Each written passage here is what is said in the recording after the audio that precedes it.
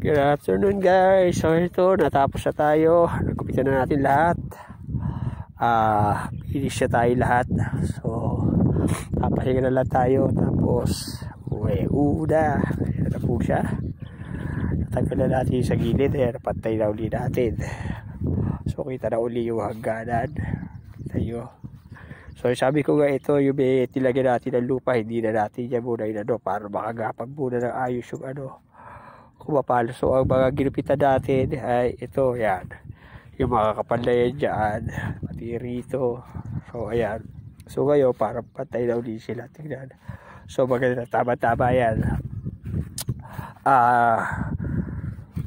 Susunod na uli natin ang gupit dyan ay, linis dito ay mga last week na October para tama-tama yung may 1 week pa uli siya na palugit. Pagka ginupitan natin, maganda-ganda lalo siya upuan dahil makapal na siya at saka bagong tubo yung pinakatalbos niya. So, kaganda no, malambot siya upuan lalo. Ito, kagaya nito, tinanggal na natin yung gilid dito kasi tinusok lang natin yan dahil humuho yung lupa rito. So, ayan kayo, medyo nagbubuo-buo na siya. So, titribi natin lagi yung lalagwas dito sa lapida para kumapal siya. So ito okay na siya eh. So yung pagitan na lang yung problema natin. So wala nang yan. So ito tayo na lang natin na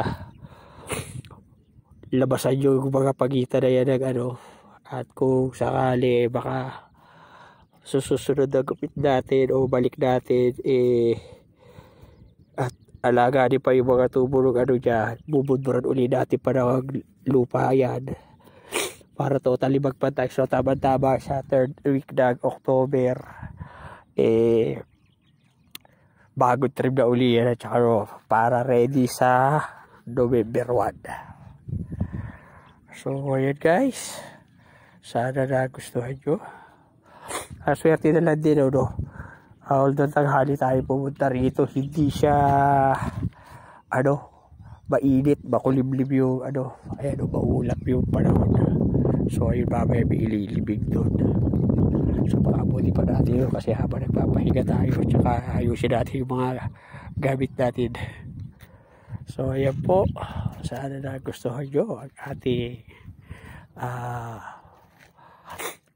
rito kay tatay. So ayan, ganda na naman siya tignan. Ay, isa naman siya. Gaya na sabi ko, iba yung shade niya doon sa normal na damo, berde. Medyo maputla, whitish. Kasi nga, variated yung ating dahon, white at saka green. So yung shading niya, iba doon sa normal na damong ligaw. Ayan, makita yung pagkakaiba. Medyo maputla to. So ganda lang kasi pagka ganito, tsaka talaga yung technique pag nag-uulan. Hindi mo kailangan lagyan ng abono pa to para mabilis kumapal. Dahil mabilis talaga siya kumapal lalo pag tag-ulan. So magagawin mo dyan pag nalagay ng abono dyan. Susupply mo siya pag during summer at saka yung pagdidilig. Pero pagka ganito mag-uulan, huwag nyo na gagawin nyo kahit anong klase na damo na itatanim nyo sa ganito o kahit sa bahay nyo. Bawa kung bermuda yan, bluegrass, carabao grass, pragrass. Yun lang nyo. Ang nilalagyan lang talaga natin lagi ng mga abono miski sa halaman is pagka yung nababayat sila, nabubutla na sila, nadidilaw dahil kulang sila sa pataba. Wala silang nutrients na nakukuha dun sa lupa. Yun lang yung nilalagyan natin sila na time ng abono tsaka yung para bumulaklak ng complete. Pero pagka ganito tag-ulan, as much as possible, lalo na kung gaya ng mga ganito, carabao grass, once na kasi yan, nag-umpisa na siyang gumapag. Tuloy-tuloy na yan eh. So kung gagawin mo yan, lalagyan mo ng abono during rainy season. Tapos maano pa sila sa tubig. Naku, ang bilis lalo yan. Ikaw rin mahihirapan kung hindi niya binibintain mo na magugupit ka, gagrass cutter ka. Hindi ka rin mapapagod. Hindi ka tulad doon.